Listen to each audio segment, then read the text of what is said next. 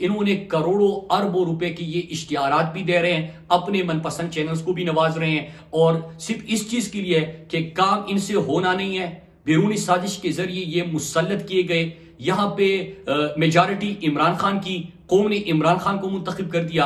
America ने अपने बिकारियों गुलामों को पाकिस्तान के ऊपर चोरों और डाकू मुसल्लत किया, तो इनके ऊपर फर्द जुर्म आयद होना था। अब जाहिर सी बात है कि जिनके ऊपर फर्द जुर्म आयद होना हो, जिनकी जगह जेल हो, उसको आप हुकूमती उमूर उसके हवाले कर दे, तो ये कौम के साथ न सिर्फ मजाक है, बल्कि जो सूरत हाल इन्होंने पैदा की है पिछले एक हफ्ते में, तो वो पाकिस्तान के लिए तशवीशनाक है। और मैं बारहा कह रहा हूं, मैं एक दफा फिर कहूं, इमरान खान साहब ने भी बारहा आगाह किया, वान किया, तंबीह दी कि अल्लाह ना करे कि जिस तरह सिचुएशन जा रही है तो श्रीलंका जैसे सूरत हाल पाकिस्तान में पैदा हो, कि लोग खुद निकले, इन हुक्मरानों से खुद अपना हिसाब ले और इंसाफ और कानून अपने हाथ में लेने की कोशिश करे। यह बड़ी खतरनाक सूरत हाल होगी। हमने अपने मुल्क में सही मानों में अगर तरक्की और खुशहाली देखनी है तो फैसला वही करना होगा कि पाकिस्तानी कौम का के मुस्तकबिल का फैसला कोई बैरूनी ताकत नहीं, पाकिस्तानी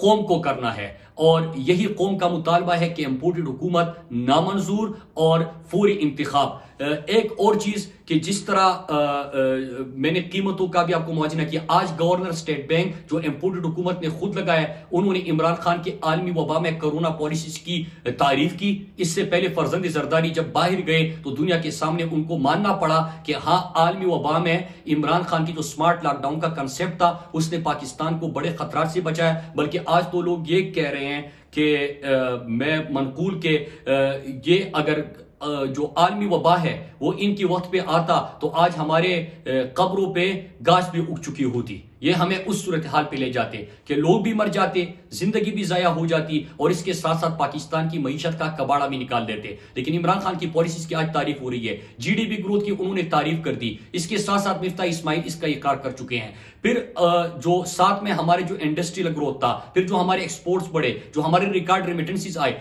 आज ये खुद उसकी तारीफ कर रहे हैं। तो पूरी कौम का एक सवाल है कि रिजीम चेंज ऑपरेशन किस मकसद के लिए था? कि इमरान खान ने पाकिस्तान की खुददारी, पाकिस्तान की खुद मुख्तारी और पाकिस्तान की कौमी गैरत के ऊपर स्टैंड लिया, इस्लाम का मुकदमा लड़ा, इस्लामोफोबिया के खिलाफ करारदाद मंजूर कर दी, कश्मीर और फलस्तीन के सफीर बने, आलमी साजिशें शुरू हो गई, उनको अपने भिखारी और गुलाम चाहिए थे, उनको मुसल्लत किया गया। और किसको मुसल्लत किया गया? जिनके ऊपर फर्द जुर्म आयद होना था, जिनको जेलों में होना था, उन्होंने पाकिस्तान के साथ क्या किया हम 1 महीने के अरसे में देख चुके हैं कि इनका मकसद पाकिस्तान की मईशत को तबाह करके पाकिस्तान को नुकसान पहुंचाना है। ये इंपोर्टेड हुकूमत जो नाजायज तरीके से आई, जब ये हुकूमत में आ रही थी तो इनके ऊपर फर्द जुर्म आयद होना था, जिन्होंने 40-45 दिन के कलील अरसे में अवाम के ऊपर पेट्रोल, बिजली, गंदुम, आटा, घी, दालें, इनकी कीमतें आसमान तक पहुंचाई, अवाम का जीना इन्होंने मुश्किल कर दिया।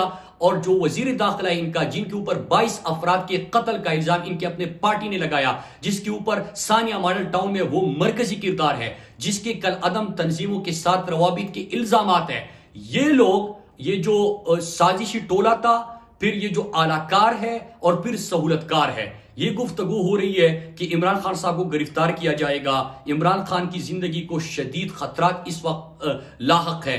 तो ये मैं बताना चलूं कि लगेगी आग तो आएंगे घर की इज्जत में, यहां पे सिर्फ हमारा मकान थोड़ी है। मैं जानता हूं कि दुश्मन भी कम नहीं, लेकिन हमारी तरह हथेली पे जान तोड़ी है।